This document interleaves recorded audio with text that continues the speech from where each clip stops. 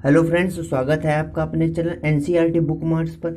दोस्तों, जो पदार्थ के बारे में हम लोग आज पढ़ेंगे, आपने फर्स्ट पार्ट में पढ़ा होगा कि हमारे आसपास के पदार्थ।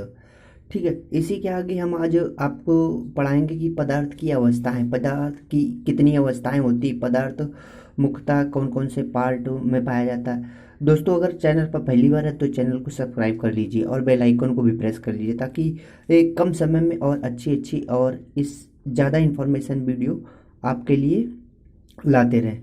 तो दोस्तों, समय को बर्बाद नहीं करते और चलते हैं आगे। यानी कि हम लोग बात करते हैं कि पदार्थ की अवस्थाएं मुख्यतः तीन प्रकार में बांटा गया पदार्थ को, ठोस, द्रव और गैस।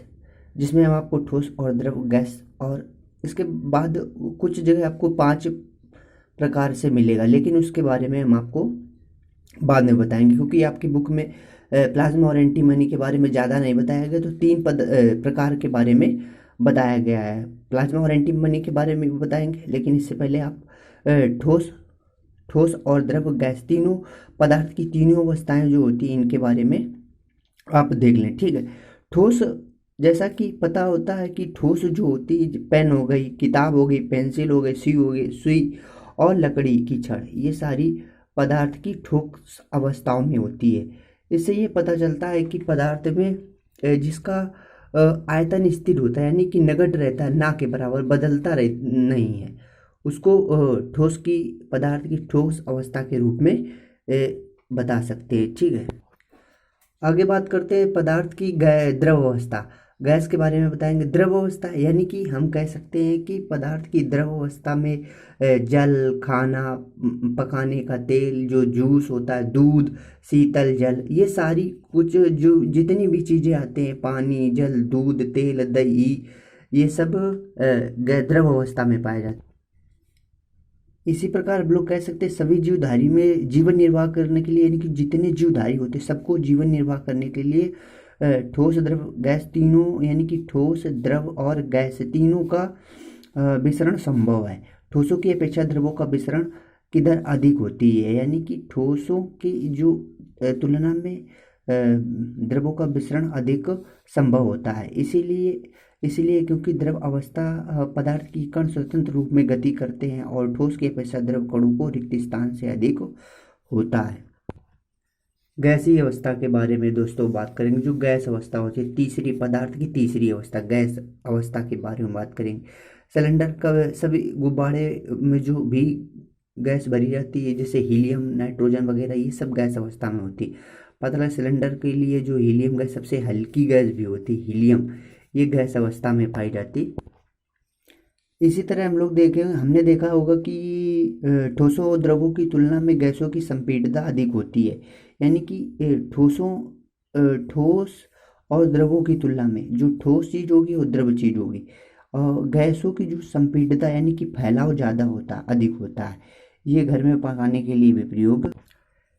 इसी प्रकार हम लोग आगे कह सकते हैं द्रवित पेट्रोलियम गैस, जो एलपीजी, जिसका फुल फॉर्म होता है लिक्विड पेट्रोलियम गैस। कभी कभी ये फुल फॉर्म भी पूछा जाता है। अस्पतालों में ऑक्सीजन सिलेंडर के लिए संपीड़ित की जाती है सीएनजी, जिसको कंपोज्ड नेचुरल गैस भी कहते हैं, कंप्रेस्ड नेचुरल गैस, जो ये सीएनजी के लिए उत्तरदायी होती है। ठीक है, हमारी नाक को गंध के लिए, रसोई के लिए भी प्रयोग हुई, गंध तथा तीव्रता और अधिक होती है। अन्य गैसों की विसरण तीव्रता अधिक होती है। इसके बारे में और अधिक विस्तार पूर्वक आपको इस एनसीईआरटी की जो क्लास 9th की चित्र के माध्यम से आपको समझाते हैं।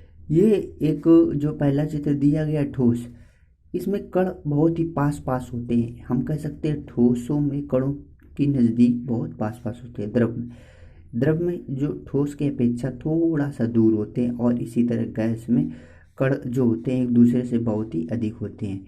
इस प्रकार ठोस का आयतन निश्चित होता है और आकार निश्चित होता है, और द्रव का आयतन निश्चित होता है लेकिन आकार निश्चित नहीं होता। और गैसों का हम लोग कह सकते हैं कि ना आकार निश्चित होता है, ना ही आयतन निश्चित होता है। ठोस में आकार निश्चित है और आयतन निश्चित है। ठीक है, गैस में ना आकार निश्चित है, ना आयतन निश्चित है, कोई बराबर नहीं है, ना निश्चित है, कोई भी चीज़ निश्चित नहीं। इसमें दोनों चीज़ निश्चित है, आकार और आयतन ठोसों में दोनों में निश्चित होता है। द्रव में आयतन निश्चित होता है, किसी भी बर्तन में हम लोग रख सकते हैं, लेकिन आकार निश्चित नहीं होता। जिस बर्तन में रखेंगे द्रव उसी बर्तन का आकार ले लेगा। आगे इसी तरह बनता है घनत्व बराबर द्रव्यमान बटे आयतन। अगर किसी चीज़ की डेंसिटी निकालेंगे, घनत्व निकालेंगे, तो उसका द्रव्यमान जो होता है द्रव्यमान बटे आयतन हो जाता है।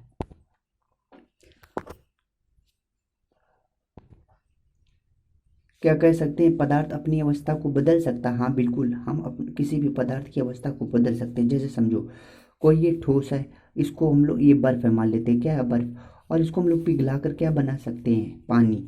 तो यानी कि ठोस से सीधे द्रव में बदल सकता है। इसी प्रकार हम लोग क्या कर सकते हैं, ठोस को, बर्फ है उसको ठोस से, बर्फ होती है तो इससे जल बना सकते हैं। द्रव जल गैस एवं केवल अवस्था परिवर्तन करने में उसको उसका तापमान बढ़ाया या घटाया जा सकता है। उसका क्वथनांक और द्रव्यमांक, जो गलनांक होगा उसमें परिवर्तन लाया जाता है।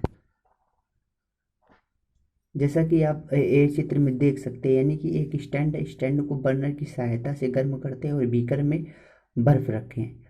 यानी कि अगर गर्म करेंगे तो बर्फ द्रव में बदल जाएगी और द्रव फिर बर्फ गैस में बदल जाएगा। इस प्रकार हम लोग कह सकते हैं ठोस को द्रव में और द्रव से गैस में बदल देते हैं, यानी कि एक अवस्था से दूसरी अवस्था में परिवर्तन संभव है। दूसरे चित्र में इसी प्रकार बताया गया है कि जल को लेते हैं और जल को थर्मामीटर यानी कि गर्म करते हैं तो फिर ये गैस अवस्था में बदला जाता है। तो यानी कि ये बदलने, इसको जलवाष्प कहेंगे। क्या कहेंगे, जलवाष्प या भाप बदलने की प्रक्रिया को भी इससे कहेंगे। तापमान पर ठोस पिघलकर जो पिघल जाता है उसको गलनांक कहते हैं, यानी कि जिस तापमान पर बदलता है उसको गलनांक कहते हैं। इसी डिफिनीशन में एक बार फिर से समझ लीजिए कि जो तापमान अगर ठोस पिघलाकर द्रव बन जाए वह उसका गलनांक पॉइंट कहेगा। यानी कि कोई बर्फ है, अगर उस बर्फ को पिघला दिया जाएगा और ये द्रव बन जाए, पानी बन जाएगी, तो इसी को हम लोग गलनांक बोलेंगे। क्या बोलेंगे, गलनांक बोले।